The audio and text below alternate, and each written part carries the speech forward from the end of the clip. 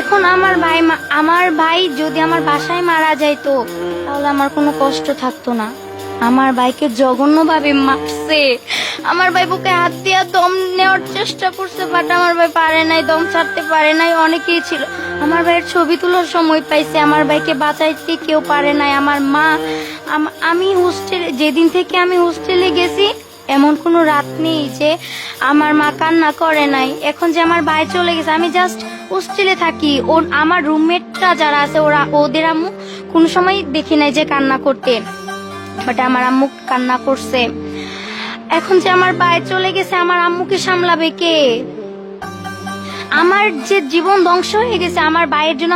আমার লেখাপড়া সবকিছু আমার ভাইয়ের জন্য আর আমার আব্বুর জন্য, আর আমার ভাইয়ের জন্য আমি এই পর্যন্ত আসছি। আর আমার ভাইকে আমি কথা দিচ্ছি, আমার ভাইকে অনেক কথা বলার বাকি। আমার ভাই আমাকে বলছে তুই শুধু পড়ালেখা কর, পরে আমি দেখবো তোর কি। আমার একটা মাত্র ভাই ছিল, আমার ভাইকে যারা খুন করছে ওদের আমি ফাঁসি চাই,